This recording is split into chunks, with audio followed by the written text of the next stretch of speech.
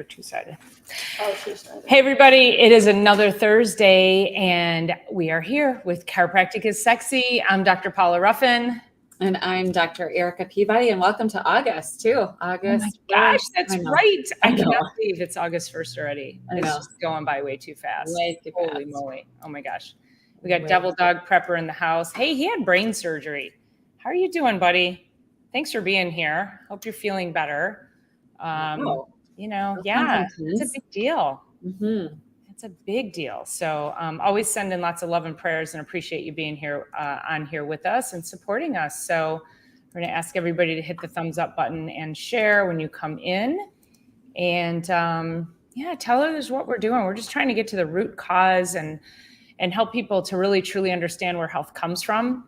I have a couple of stories. Do you have any stories to bring in today? Always stories, but I can tell they're right on the tip of your tongue. So share, sister. We're ready. And I was so inspired that I actually made a video that I'll be posting. I'm almost done editing it. But I did that this morning. I'm like, I have to get this message. I feel like I've created a video like this in the past, but I really needed to have another conversation. And this is about, it was specifically about a patient who said, a friend who said they woke up, they couldn't turn their head, they have a pinched nerve, it felt like a knife in their neck.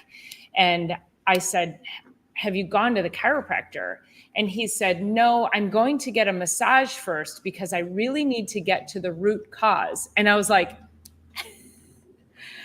so I created a video because the root cause of a knife-like feeling in your neck, sorry, you guys, everything's going crazy, is not to go get a massage because that's coming from the spine. And Dr. Erica and I have talked about this before, and I have this really awesome visual aid.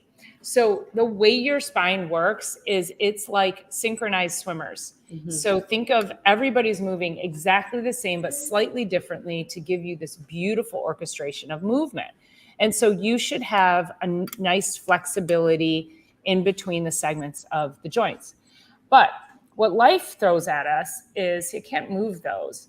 And the reason for that is that's slips, trips, falls, car accidents, sports, stress in daily life. It could have been you stood up and you bumped your head on something. It's anything. You walked into a door. Everybody's done that. This creates whiplash, tension, and joint injury. So over time, we get scar tissue building up in these joints and they can't move as well. And then that creates tension on the nerve. And then the nerve talks to everything in the body.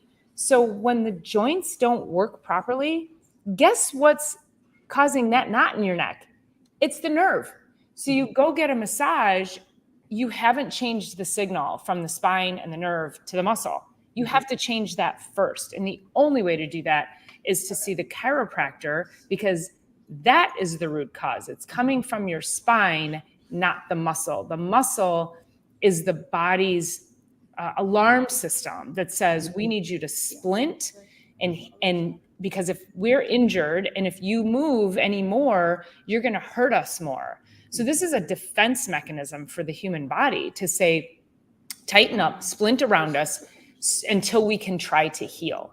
Mm-hmm. You'll get there faster if you get to the chiropractor. Mm-hmm. So, and I'm sure you've heard that too. So many people, they're like, oh, I just get a massage and I'm fine. You're not fine. Your spine is still locked up and not functioning the way it needs to. So I was just thinking as you were saying that, like you said, trips, slips, falls, car accidents, blah, blah, blah. But it's also lifestyle factors such as dehydration, regular prescription medication. Smoking. It's really crappy diets, it's alcohol, it's, it's all that stuff too. So just making sure that we cover all those bases because we get torque in our life. Torques in our life, truly. That's really what it's all about. But then when it's locked like that, it then gives nociceptive input. What? Nociception is just bad input to the brain. Then the brain puts out bad input to the body, bad input to the brain. And so the body's never making a mistake. It's just dealing with the input, output. And then it creates a real challenge. And then it increases stress hormones. And then you have all of that going on as well. So it's amazing the cascade, right? Yeah. Oh yeah. And you can't, nothing can be done through massage therapy. What you can do with that is move some energy around. You can definitely increase circulation. You can definitely work into the tight bound muscles, but that's a little bit counterproductive. So what we always kind of stand by is, yes, get a massage, but get adjusted first or in conjunction with.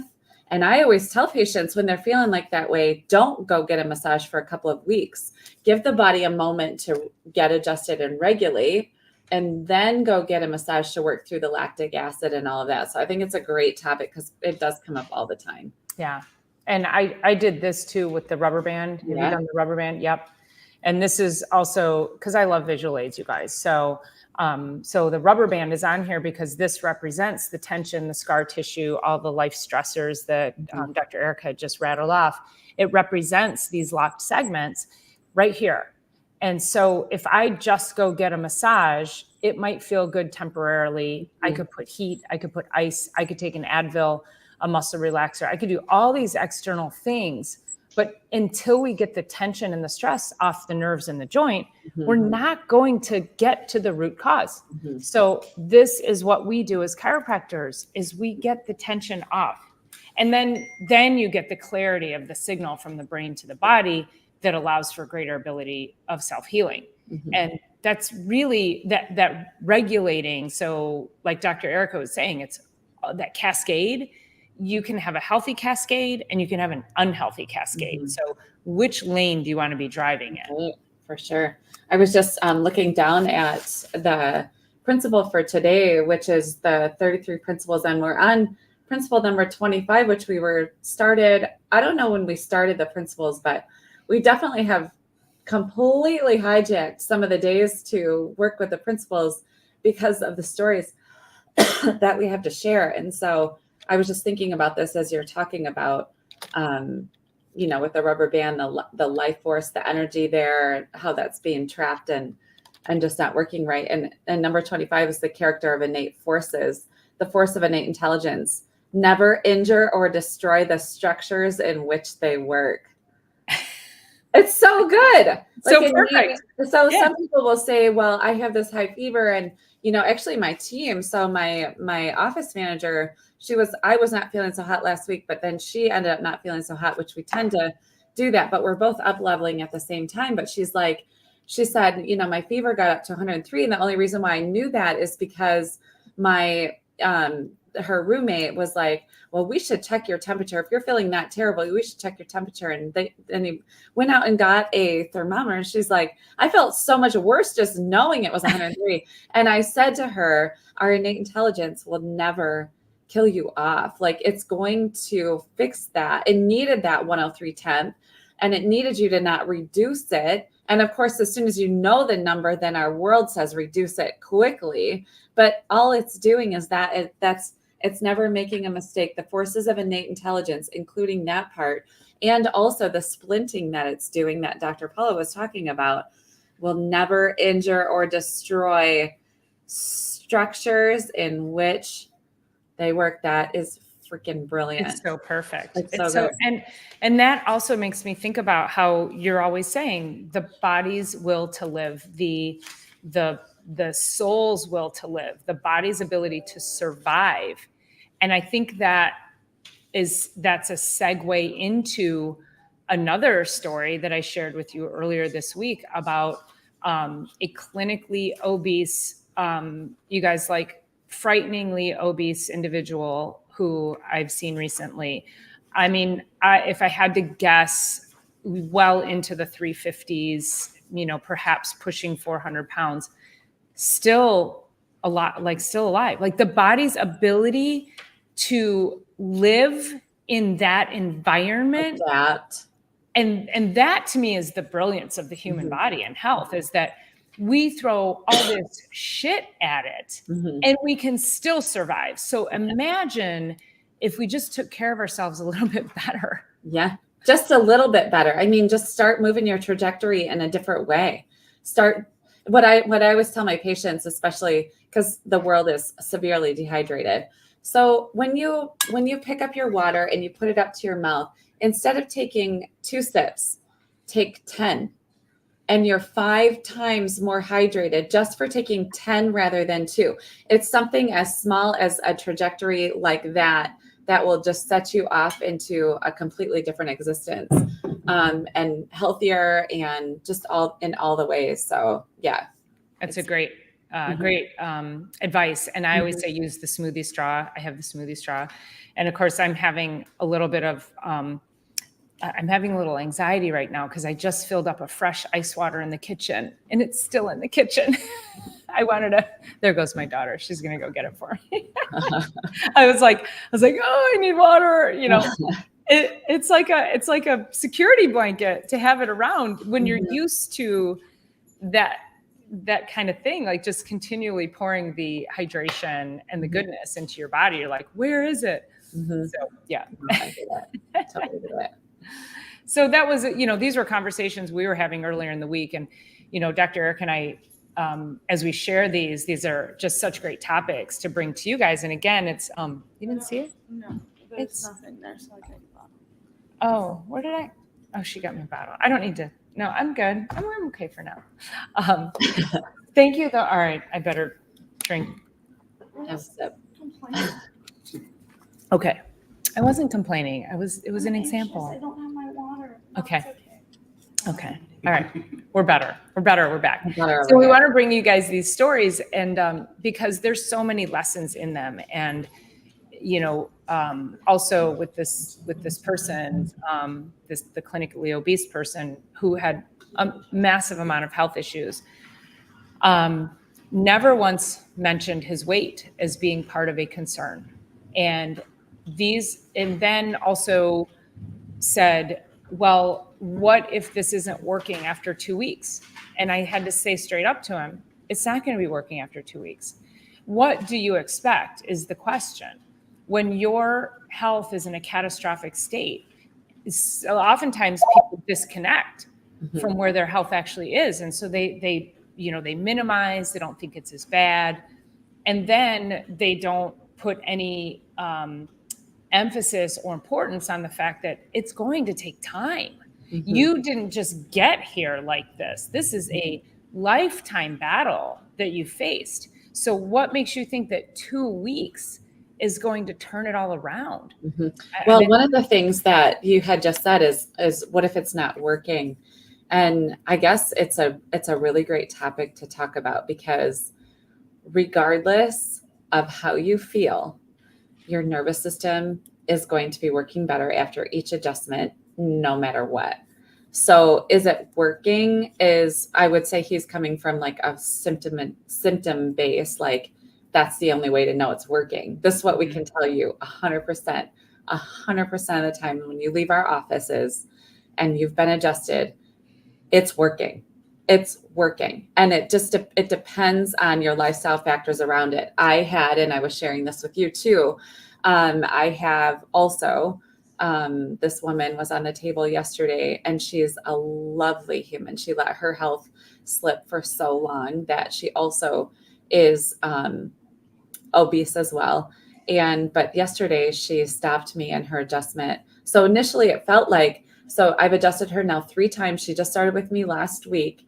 And initially it felt to me, and this is just an intuition, but how her body responded to it, is she had an underlying virus sort of looming in her system, and that her body got into fighting mode because she just got like overall achy body, like everything hurt. I'm like, this is probably, there was something sitting in your system. Your body's ready to fight it now, which is great. That does mean it's working. But she stopped me yesterday, and I could see light in her eyes. So initially, a lot of times when people first come to us, it's like kind of this dimmed life force. And I could see after yesterday was the 3rd visit, but on her way even in yesterday, it was like, oh, there's the light. Like I can see it, feel it. And I just said, what's your week like this week? How's it going? And she said, I feel like things are moving. But then she broke down and she said, my son is getting married in Italy next May, I think. And she said, I have to be ready for that. My health needs to start to work in my behalf right now. I need to start to make changes. So she said to me, I went on and I did a bunch of research, and she said, I bought all the things. And I'm like, I don't know what all the things are, but if you don't mind, I would love for you to write down what all the things are. And we started to chat about it because so we started to chat. I'm like, okay, for the next 6 weeks, what I want you to do is this, and this. Like the tea that you're doing is great. It's like a ginger, turmeric, like an anti-inflammatory tea, apple cider vinegar, lemon, lots of water, cinnamon, because she's got just like sugar issues and all of that. And I said, here's the thing. Thank you for giving us time. Thank you for not coming to me 4 weeks from Italy and expecting a miracle. She said, well, I know it's taken me a long time to get to this place, but I'm like, listen, you are in the right place. And one of the greatest parts about what chiropractic does is it doesn't fix this or that. It doesn't whatever. We do a lot of great for the body, but what it is really in the literature shown to do is increase bandwidth, increase willpower, increase your ability to make a better choice, because you have less energy, nociceptive energy in your body going to the places, and more energy for making good decisions, having your brain a little bit clearer so that your bandwidth is expanded to then start to get your health in order. And I'm so grateful. And of course she was in tears. It was a really beautiful thing. And I'm like, thank you for coming 9 months early, not 30 days. And is it working? It's she feels like a mess. She said, do you think she said, I'd started to do all these tinctures and herbs and all that. I'm like, okay, let's pick 6 weeks. We'll figure something out. Write it all down for me. She said, do you think I've done permanent damage to my kidneys? I'm like, no. Our bodies have the ability to heal. It's pretty profound. It's something that we don't allow ourselves, but don't do all the things, because there are some pretty powerful things. But I said, what's going on is you're detoxing, even at the little phase, but the body holds on to fat for protection, chemical protection, stress protection, sometimes, physical, emotional protection, but the body is never making a mistake. So thank God both of these patients we're talking about have the amount of fat on their bodies that they have, because it's protecting them. And chiropractic is always working, and lifestyle needs to get on board. Yeah, that's, God bless her for finally saying, I need this. Yeah. And recognizing that it is going to take time. And you and I have had this conversation before about being at your child or your grandchild's wedding. And are you going to be sitting in a wheelchair or in a chair and not being able to get up and move and dance and greet people and just relate and have fun and be filled with joy? Or are you going to be the mother or the grandmother that's up and running around and dancing and spinning people and just having an absolute blast and just filled with joy because you've been able to tap into your greatness? And for her as well, I think that's also really common, is like, let me do all the things. And yet sometimes it's just a matter of, are you moving? Are you hydrating? Because all the things for somebody who doesn't know it can get overwhelming. It can maybe not even be the right path. So that's where Dr. Erica was like, make sure you write everything down for me, because like, we are the experts. And I do that a lot too. I'm like, I don't know. I have a patient who she's relatively new for nutrition, and she was doing some other protocol. She's like, can I still use this other thing I was taking? Because it was similar to what I was prescribing. And I said, it actually, no, because I have less of an ability to control the outcome. Right. I know what's going to work. You came to me for help. I know it's going to work. And so I need to be able to control the outcome. So that's what Dr. Erica is doing, is helping her prioritize what's going to work, what she needs to be doing in what layers to Mm-hmm. get her to the best possible place. Mm-hmm. And And I'll refer out, you know what I mean? If I need to, like Mhm. there might be more than meets the eye here. And I actually sat down, and I don't do nutritional consults just because I don't open up that can of worms, but I have this woman who is in preconception time, and they haven't had their first baby yet, and they're thinking about this fall, and she's got a very stressful job, and she's like, I went to my MD or my GP, whatever it was, and she said, she called me morbidly obese. And I'm like, that's a really scary term. And I can see why she said that. But what I feel for you in your body is an excessive amount of systemic inflammation. Would you mind putting together a 4-day food diary, everything you put in your mouth, everything you're doing. And I said, I'd like to look at it and just see, because it's probably something as simple as change this for that and do this, and increase this and decrease this. And it was that simple. She is making some really conscious choices. However, it's like, if you have, after her workouts every morning, so 45 minutes of steady state cardio, that's not a very good idea when you're, just going to overdo the adrenals and move on with that. So we changed that. But also, after your 45-minute steady state cardio, you eat a banana and some shake of some sort. Like, you're just making yourself a chemical mess. And then under-proteined was another part of her life. And it's like, switch this for that, get the banana out there, have strawberries instead, those kinds of things. And it's like, just changing this for that changes the trajectory. And hi, Kenny, we won't fix everything overnight, but it's that 9-month commitment to that woman that I was speaking about. And then just this 3-month preconception commitment. She's not obese. She just falls in the chart that says that. She's got a lot of muscle underweight, but it's this global systemic inflammation that's just holding all of her tissues at this, like, chemically, I don't even know how to describe it. Maybe you have words for it, but that feeling of the tissues. You're muted. I don't know what I did there. I'm seeing the morphology you're talking about, actually. Mm-hmm. Like, you created this visual, and I get it. It's like, you can tell somebody is relatively strong, but then there's sort of these layers. And then when you touch them, everything's firm, but it's not muscle. It's Right. very hard tissue. So there's a lot of congestion. There's a lot of fluid retention. I always liken that to like like blowing like a water balloon. Blow that water balloon up, and it becomes really tense and really tight. And that's how your cells get. They're like ready to pop. That's what it feels like. It feels like all of her skin's really tight. Yeah. So She's yeah, young too. And the preconception, I think we talked about this maybe on our last one, is that especially with young women of preconception, is that 80% of Americans are nutritionally deficient.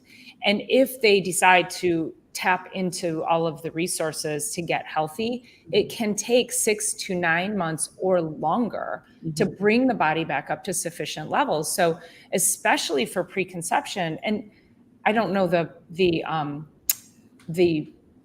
statistic on this, but somebody could look it up and tell me, but the number of unplanned pregnancies. So now you're taking women of preconception age and you have an unplanned pregnancy in an unhealthy body, especially women with PCOS and endometriosis and fibroids. And, that's a very difficult environment to grow life.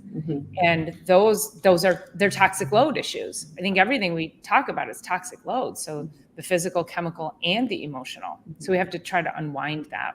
For sure. And then also it's still that will to live, right? So the innate ability and desire to get to tomorrow is huge. So it starts from the conception of, egg and sperm come together, and that baby will grow. That baby will grow, and babies will grow in lots of different environments. But if we can start to maximize the potential, and she's been under care for like a year now, which is awesome, her and her husband. And so it's a great place to start. But I'm like, thank you for just mentioning this. And I sat down for just like, I don't know, 7 to 10 minutes. It wasn't a huge investment there, but it was also like, let's look at this. If you want to really make the commitment to write it all down, then let's sit for 10 minutes and kind of chit chat and make a plan. So it was really great. And then just knowing that that little bit of change of trajectory will then affect her pregnancy, Babe, husband, Babe's mood, all the things. So, and Babe's entire life, let's just be honest here. Well, yeah. And again, that didn't happen overnight. Like we have that. Mm-hmm. So, I'm sorry, I'm playing a little, oh wait, that's you. I just have to go back and make sure we're not getting trolled. Sorry. Here, I know, trolls. Okay, there we go. I jumped on your page. I think they were coming from my page. And I don't know, maybe. So yeah. I don't know. Anyway, so yeah, I think it's just, we're just trying to make sure that we help you guys see that it is going to be a process and that it doesn't have to be some massive Hail Mary. Now, some people are ready for that. And some people can do, it's like people who just quit smoking cold turkey. Kudos to them. But a lot of people can't do that because the addiction is so strong.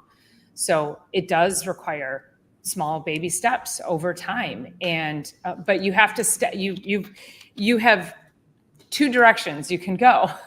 You can go into a positive direction, one that improves your health, one that sustains life, or you can go into a negative direction, one that takes you closer to death. Like, I was listening to a podcast today, and one of her purposes as medical doctor, one of her big drivers is, she was saying how when she was learning about health and wellness, and I remember hearing this 20 years ago as well, when I started in functional medicine, is that the typical trajectory for longevity, and it wasn't even longevity, it was people who spent the last 20 years of their lives. This is the rise of functional medicine.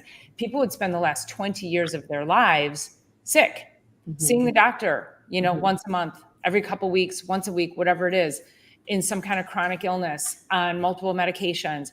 That is not what we are trying to teach. We're trying to teach you guys, let's spend as many years as we can feeling fit and vital and moving and relating to life and having bandwidth to deal with all the things. And then, we drop dead like my mom, and everybody laughs at me when I say that, but it's true. Like, that's what you want. Yeah, for sure. Yep. Absolutely. So, yeah. I think I'm on the right thing here. Okay. So yeah. So I love our principle, and I love that we just sort of organically came into the principle today. So yeah. That's how it always goes. Said he quit cold turkey January 6th of this year. Nice job, buddy. That's good. Me as well. It's a step. It's a step. Well. Yeah. Yep. The body's will to live. So, yeah. So do you want to read that again? You want to read that? Yeah. For us? Yep. So the character of innate forces, the force of innate intelligence, never injure or destroy the structures in which they work. So it's super profound to us as chiropractors, but hopefully you guys are kind of catching on to what that means, is that, and I talk to the patients all the time, that the body's never making a mistake. If it's doing this, it's not making a mistake. If it's doing whatever it's doing. So, yeah. So even through the abuse that people put their bodies through deliberately, and then even the abuse that we get from our air quality and water and plastics and all of this, our bodies still are designed to make us live. That's what it's all about. So how much of that energy do you want to be stepping into each and every day, making it, work to your favor? Processed food, like, let's just start there. Just get rid of that. Drink more water. Focus on cold plunging, or not cold plunging. I didn't mean to say that. Totally. I was thinking of her. Hannah brought up to me yesterday. She's like, you need to cold plunge. And I said, no, I don't want to. I just don't want to. And she was like, it's a discipline and it's this. And I'm like, I was like, nobody wants to. she said, You nobody feel wants so to, good, but she it feels so calms good your after. mind, and you're like, I have other ways I can calm my mind. Well, and that's where, when we talk about discipline, that's Hannah Kenny. When we talk about discipline, it's like, there's so many other things. I'm disciplined about my sleep schedule. I'm disciplined about my hydration. I'm disciplined about my mindset. I'm disciplined about how I move, my exercise. And people fall into this like cold plunging, but then there's no discipline around sleep, around. Don't touch me, actually. And also, it's like an act of making yourself uncomfortable, like doing something that you. I do that. I went mountain biking yesterday. Okay, It was sound so uncomfortable. stubborn. Okay. Stop. Anyway, Next topic. so next topic. The point is that you can be disciplined in so many ways. So pick the things that are going to work for you and your life. And you know that you can't be a morbidly obese or highly inflamed, chronically ill individual and then think that cold plunging is going to be the be all end all. You have to take steps into all of the other disciplines to make sure that you're moving the needle. One of the things, since we're headed into August right now, that I've been talking to the patients, because they don't really think about it until they are further into the school year. Okay, so they make some good habits starting this summer, and then the fall comes, and then the weather, this and this and this and this, and it's like, what can you do? What are you doing right now? And come school time, let's look ahead right now and say, how does this fit into the school day or whatever's going on coming, just because it's so off in the summer, it's so on in the fall. And that contrast for humans is really hard to work with. So I was talking to a teacher, and they start really early. Actually, her school district starts early, but she said, after school, 3 days a week, there's a behind the high school is a trail system. And she said, I am just factoring into my day as my work. I'm factoring in a 30 to 45 minute walk 3 days a week on that trail. Before she goes home, before she tends to the kids, like instead of saying my school day is done at 2:30, my actual school day is done at 3. And that is allowing her, I'm like, that is an awesome strategy, because that's going to allow you your commitment to continue on. And she said, and I'm a walk runner, and I just feel like every time I'm out there, I don't have to be setting records. She's like, in the 40th year of life, she's like, that's not what I'm supposed to be doing. I'm like, digestible discipline, like you talk about the discipline part of it, fitting it into your week, scheduling it in so you know what's happening ahead, and being able to make this a part of your school year instead of being completely hijacked by a schedule that looks so different than the summertime. Now, I don't have kids, but I have an office filled with families. And although I don't have this back to school thing, even though I still have that back to school feeling because of the buzz around every community, no matter who you are or where you are or what you're doing, it's like that piece is still that buzz frenzy. So anyway, I just want you all, whoever's listening, to just think about like what's ahead for the next season, and how can you prepare and fit it in, write it in. I know Dr. Paula and I both write in like in a schedule, like this is my workout time. Like I'm mountain biking at this time. I'm doing yoga at this time. I pre-sign up for the classes so that I'm committed to it anyway. Like all of that stuff. And so it's so critical to figure out a way to get your stress managed and handle your body, your physical being going forward, no matter what this holds. I love that she's thinking of that in the school year, because it can either be great or disruptive. There's really not too many schedules in the summer. Everybody's sort of a little more free and fluid in what they do. And I always, tell people that summertime, I try to give that big push going into the springtime and going into the summer, is embrace that as the moment to start, because now you can be outside, you can move. We have farmers markets. There's so many great ways to be healthy. in these warmer months. So you still have time to tap into it before fall hits. But then, fall is also a great time. The hiking trails are beautiful. And so if you can start to, again, find that one thing that's going to make you move and tap into your health, that's what you want to be doing.